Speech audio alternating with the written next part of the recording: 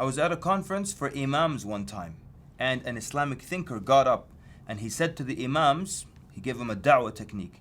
He said, I used to go with a professor who used to drink champagne, and so he could see that Muslims are flexible people. I used to drink apple juice in a glass to make it look like champagne, and these are some good da'wah techniques. I think he's breaking the rules.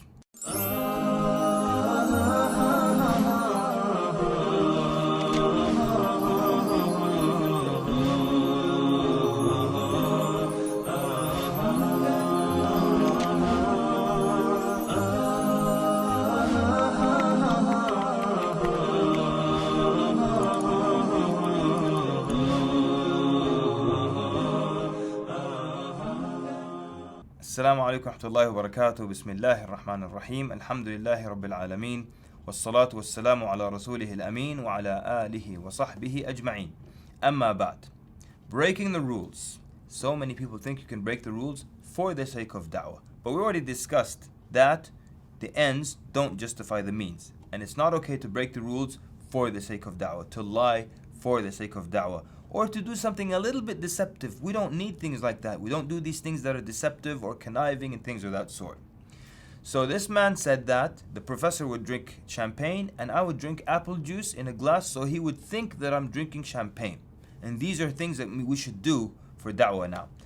But realistically, in the history of planet Earth, has anyone ever accepted Islam because, oh, the Muslims drink? It's absolute nonsense. But for some reason, this guy was called an Islamic thinker. Which, let me explain what that means. It means when he thinks Islamically. Me and you, we think kafirly, okay? He's an Islamic thinker, you're not. Please don't confuse that. Compromising is a big mistake that's made many times. Even in interfaith conferences, people will go and they will compromise, or they will even be dishonest to each other. So the Muslim speaker gets up at the interfaith event and he says, Muslims believe that Jews and Christians will enter paradise, so I'll see you when you get there. Then the priest stands up and he says, we're all children of God and we're all going to the kingdom of heaven. And no, you don't believe that. You think I'm going to burn, and you know I think you're going to burn, so let's just put it out like that. Here's the thing. People think in order to coexist peacefully, we need to agree, and that's not true. All we need to do is understand each other. That's all we need to do. Not agree. As long as I know who you are, where you stand, and you understand who I am, then we can live peacefully. But if you don't know who I am, I'm afraid of you, there's that fear of the unknown, and you're afraid of me, and then we're not going to live peacefully. So it's not necessary that we have to agree on everything. This is a major mistake, and it's called compromising or negotiating in the deen. And we have to understand that in our religion, there is no such thing. And this, like in that sense, in Aqidah. The Quraysh came to the Prophet ﷺ, or really the pagans in Mecca, and they had an offer that perhaps many of us today would have accepted. And they said that, worship our God for one day, and we worship your God for one day. And then the Prophet ﷺ refused. And then they kept making offers until they said, worship our God for we worship your God for 1 year, and you worship our God for some explain as a day or another year. The point is, they're saying we'll become Muslims for a full year. If someone comes to you now and says, I'll accept Islam for a year, would you accept this deal or not? Most people will think to themselves, well, if they become Muslim for a year, pray behind the Prophet ﷺ, fast in Ramadan, go to Hajj and Umrah, and Iman enters their heart, what are the chances they're going to leave Islam? Even if 10% leave Islam, I gain 90% more. So most people would accept this deal.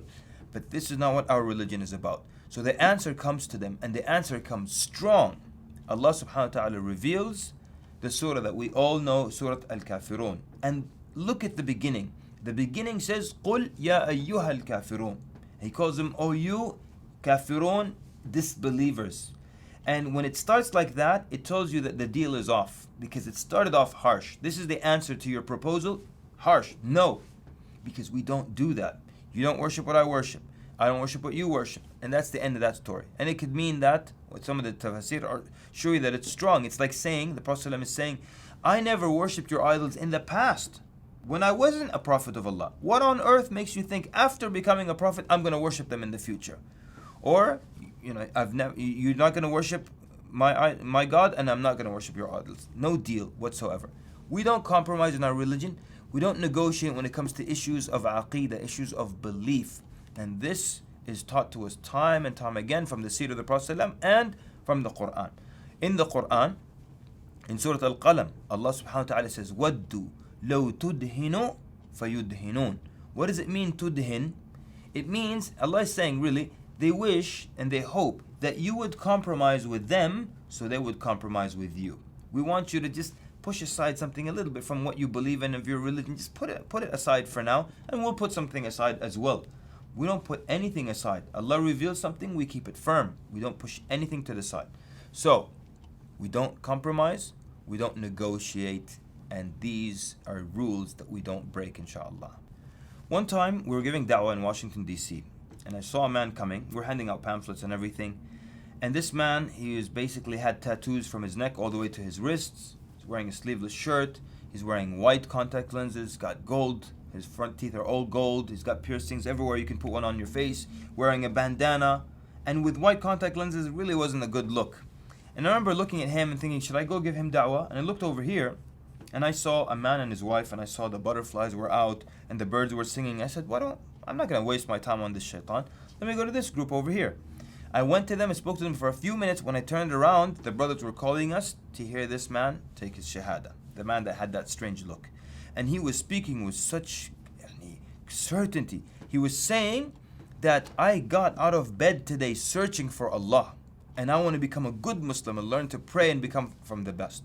So I lost out on that great opportunity because I broke a rule. And the rule is you don't make a judgment based on looks. No matter what the person looks like, you go and approach them. Why wouldn't you approach them? Okay, so basically I see a guy who's got purple hair, he's got piercings, whatever. Oh, this guy won't believe. How do you know? And it's not your job. Your job is to tell them about Islam, and the rest is up to Allah subhanahu wa ta'ala. So that's very, very important to keep in mind. Many times people make judgment based on looks. One time a da'i was standing, passing pamphlets to people. Every time someone comes by, he'll give him a pamphlet. Then a lady came by, and his partner, the da'wah partner, said, forget her, don't give her. So he was about to give her, then he stopped. So when she walked by, he stopped and looked at him and said, how come you didn't give me one? I thought, that guy, what's his thing? Why is he telling him don't give her one? Give to everybody. Did you ever hear about the Prophet ﷺ going to a group, giving certain people da'wah based on their looks and ignoring others or things like that? The guy with purple hair, you want to bring him to Islam more than anyone else. Could be lost more than anybody else. I mean, why purple hair? So maybe give him da'wah more than anybody else. Let alone, oh, no, he doesn't look like it. What do you have, shahada vision or something? You can tell if someone's close or not? If you do, you'd be a lot more active in da'wah. Here's another rule you shouldn't break. Don't give up if the person seems uninterested. Don't give up if the person keeps arguing with you. And this is a true story. There was a brother, and like these three Muslims would sit and give him da'wah, and he would just argue, and they keep arguing for an hour. Then they meet again, and they argue. Then they meet again, and they argue. Then finally, months later, he took his shahada. And then he made a confession. He said, those days when I used to sit and argue with you, and our voices would raise and everything, I would be convinced with everything that you said. As you're talking to me, every word you'd say, I would be convinced. But I just couldn't lose the debate. Which tells us a lot of things we can learn from. Number one, the du'at were making a mistake because they made this dialogue a debate. And even though they were winning internally, the man didn't want to lose externally because it was in the context of a debate. So always make sure, one more time, you are gently calling people to Allah subhanahu wa ta'ala. You're the educator. You're the one who is in the superior position. Don't get to a debate with people. Number two, you may be speaking to someone and it looks like they're not convinced and it looks like they're unhappy and it looks like they don't care about what you're saying, but internally they are. Which means we learn to push on and never become despondent and never lose hope. So keep talking. This happened one time in Washington, D.C. We went out for street da'wah. This was the first person I ever met in the street for that day. And the minute I walked up to him and started telling him about Islam, and this guy couldn't care less. And he was basically looking at me like sarcastically, and like every time I tell him something, oh really? Like that kind of. So I remember noticing that, and I said to myself, he's making fun of you, he's mocking you, leave him. There are many people, we just got here, there are thousands of people to speak to. And I remember also telling myself, you know what, no, keep talking to him. Why give up? Keep talking. I kept talking, and the smile started to disappear from his face. He stopped moving his head from side to side, and in a few minutes, alhamdulillah, he sang the Shahada. So the lesson is, never give up if the person seems uninterested. Maybe they're trying to play it off cool, but internally they are. Never give up if they're making fun of you. If they make fun of you, make them wake up and realize it's serious. That's actually, I just remember this story. We were giving da'wah in Washington, D.C., and it was a drug dealer. In the beginning, we didn't know, but he was a drug dealer. And he kept telling us about, if I become Muslim, will Allah give me a shipment of drugs to sell and stuff like that. So he was taking it lightly, and he had like alcohol in his hand. So I said, this guy, you have to wake him up. And we hit him hard. I mean, hard. We hit him with the grave, and you're going to go to your grave for sure. And then this is the questions of the grave and the angels and the hellfire. When we left, he was standing like this. He wasn't smirking, joking, laughing, none of that. It was all gone. So sometimes you can step up the da'wah. This is very clear from the sunnah and the life of the Prophet ﷺ. Sometimes, most of the time, the default, let's make sure we're all in agreement. The default, you're gentle, you're nice, you're calm. And sometimes you have to step it up to get people to wake up.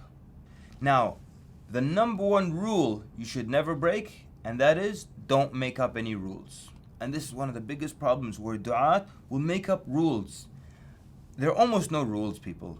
Da'wah is da'wah. Da'wah is situational. Da'wah has so many different ways and avenues and so many different things that affect people. So all you have to do as a da'iyah is learn to be malleable like a metal. Learn to be flexible, shapeable, bendable. Not to make up rules and say, well, rigidly and strictly follow this pattern. There's no pattern. And I'll conclude with this story. There's a guy. His story, how did he become Muslim? He said, I was buying drugs from a drug dealer. And for no apparent reason, as we're doing the transaction, the drug dealer says, hey, you know who the best people are? Those Muslims, they're the best people. Okay, here's your crack cocaine, give me back the 100. That's it. He said, I went home, smoked up all that stuff, woke up in the morning and thought to myself, the drug dealer said the Muslims are the best people. Googled Islam, start reading about it, became Muslim. You know what this means? Sell drugs. People become Muslim. Of course not. Don't make rules. It's such a variety of different things. We can't make rules when it comes to da'wah, and you take it as it comes and you adjust to it based on the scenarios and what happens in front of you. So with that, don't break those rules. Don't make up any new rules, but just go out and try the techniques, inshallah. Sallallahu wa barak ala Muhammad. Wassalamu alaikum wa rahmatullahi wa barakatuh.